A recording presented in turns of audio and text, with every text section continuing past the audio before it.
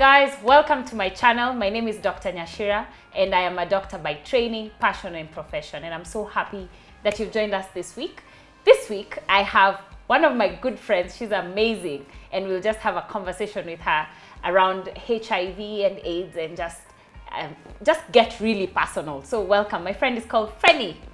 Fanny. I'm so glad to be here. I'm so happy to see you. Welcome so much. Asante. You're such cool people, by the way. Asante. So tell me, we'll go straight. I know Okay. a bit of the story, but Okay. let's just go straight into it. Okay. Tell me about HIV, when you discovered, what happened, and then we have a conversation around how is it now during this Yeah. COVID period. Okay. Any challenges? Tell us.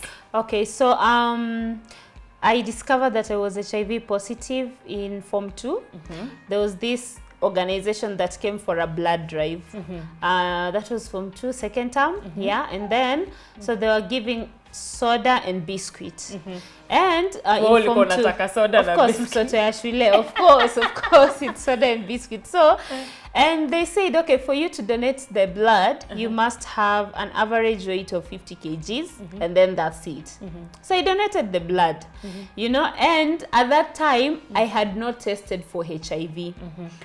Again, they were saying that the third term, there's another organization that is linked to this one that will be coming, so we should be on the lookout.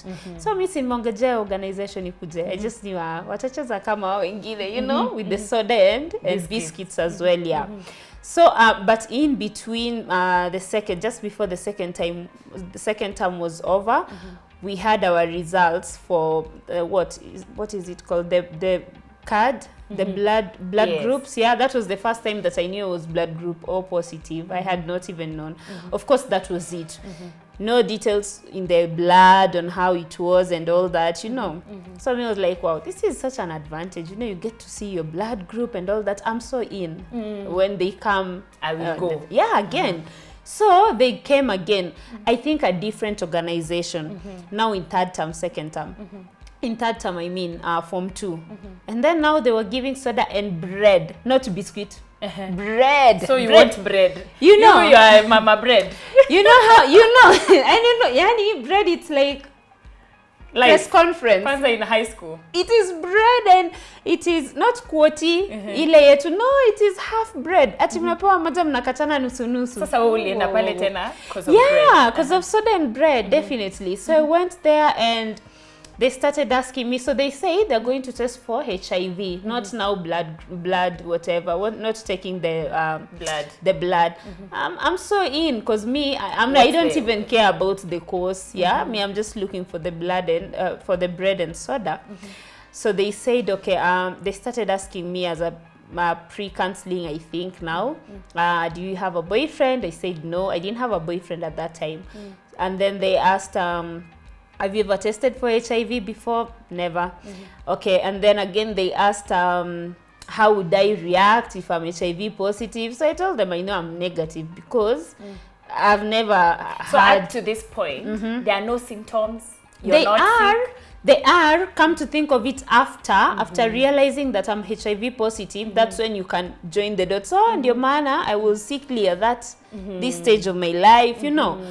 It was just a normal child. There was just being a normal child who gets sick often. Yeah, that's it. And then we were staying in the village. And as much as village food is healthy and all that, no one was taking care of you as much. Unajua utakuwa mgonjwa na utajipanga ukiendelea. Yeah, so that was it. So I tested, and this counselor happened to be our school nurse.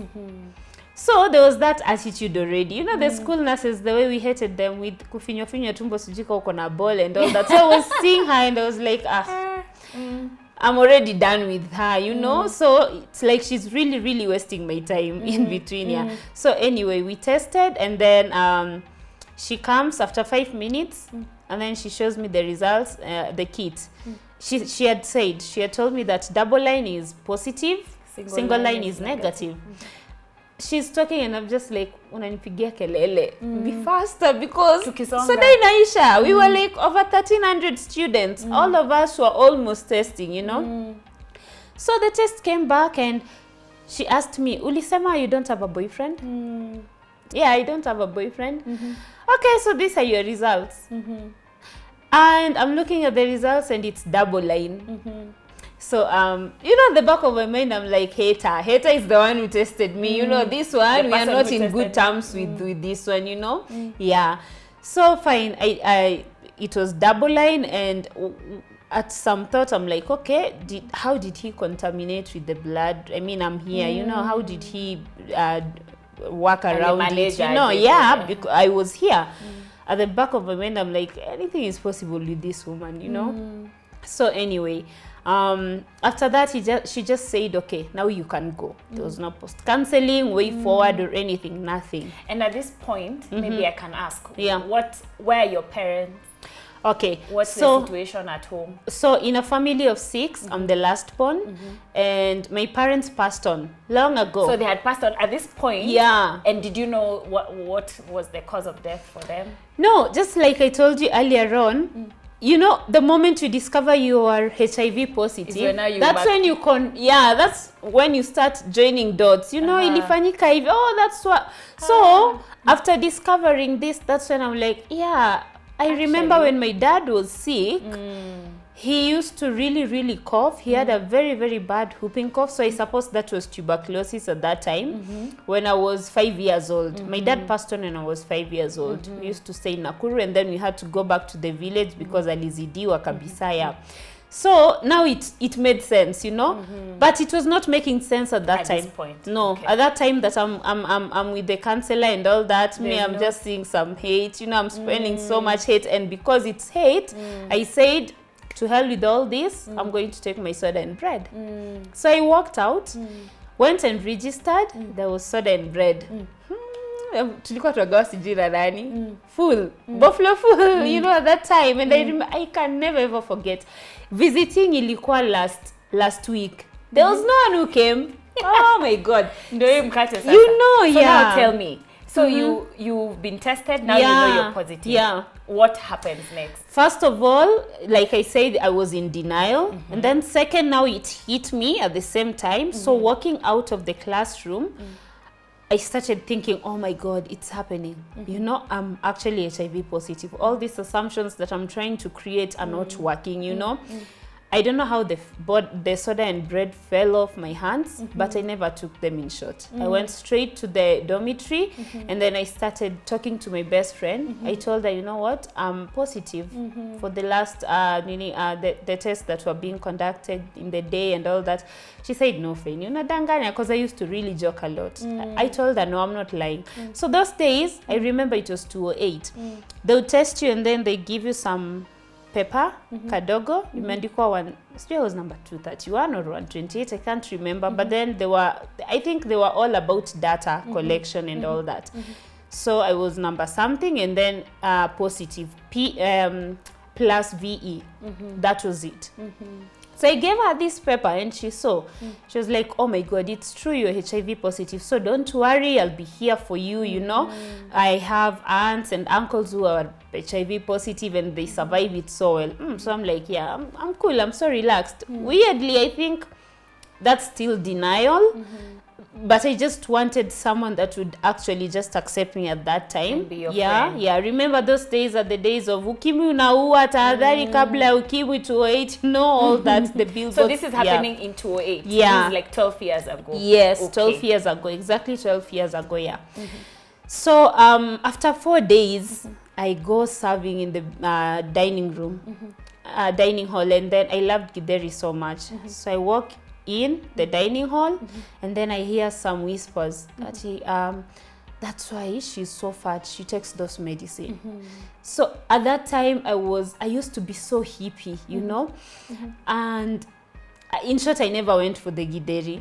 This is the second time I'm breaking the rule of food. Ile time na soda na bread, and then this time I'm not taking the Githeri. So I went back to the dormitory, and I asked my friend, did you tell anyone about my status? And her reply was, give me my blankets, I need the sheets. Give me my things. Yeah, everything. You're going to infect me with ukimwi. That was her word. So of course I started, you know, removing everything that I had of hers and giving it to her. But I was so traumatized, you know, at first. But then I figured, wait, you know, and she's saying it so loudly. Remember, our dormitory was a hall. Open. Yeah, it was a hall. But not all of them were, but this particular one was. So I said, okay, yeah, this is happening. Probably everyone knows because in our school, rumors would spread. Quickly. Haraka, nani ameniambia, alafu nani akasema, everyone would. I knew at this time kila mtu anajua. So I said the worst thing is what? It happened already. I went to the counselor, to the counseling teachers, because in the assembly ground, I remember everyone, the counseling teachers would be advising us, unajua mkiwa na shida mnaweza enda, but then people feared because when you're in the when you tell them something, then when you're the topic of discussion in the staff room. But then I was thinking, kwani what's the worst case scenario? They already know, yeah. So I went and I told these counseling teachers, there were two, that you know what, yeah. There was an organization that came last week. I discovered I'm positive and all that. So they told me the same thing that my friend told me, you know. It's not a death sentence. Hizo vitu zenye watu wa ukimwi wanaambiwa. You know, it's not a death sentence. Kula vizuri, hygiene, blah, blah, blah, yeah. Just some theoretical assumptions, but they were real anyway. So at this time, they had to call my sister. I had a very, very supportive sister, by the way. It's only this once, yenye kukuja kunivisit. I don't know what happened. She was staying in Eldoret, I think. Na si tulikuwa uko on the other side of Kisii uko ndani. So it was very far for her. So she had to come. She was told that, you know what, there's something happening. We can't say it over the phone. So you have to come. You have to come. So she came. After 2 days, I think, and I went. No, first of all, she asked the teacher what could it be, because I was very naughty. I was such a naughty person in school. But ile naughty ya chini ya maji, I know my levels, my limits, you know. Si kukuwa naughty ya suspension or uko umefika hiyo. No. Najua tu ground yangu tapo ni make noise, kuchapwa hapo na Bunsen Barnabas, yeah. So she asked, is she pregnant? On that note, yeah. Hold it. Hey, wow, I am so thrilled by Fanny's story. We'll have to do a part 2. Let's do a part 2. Subscribe. Hey.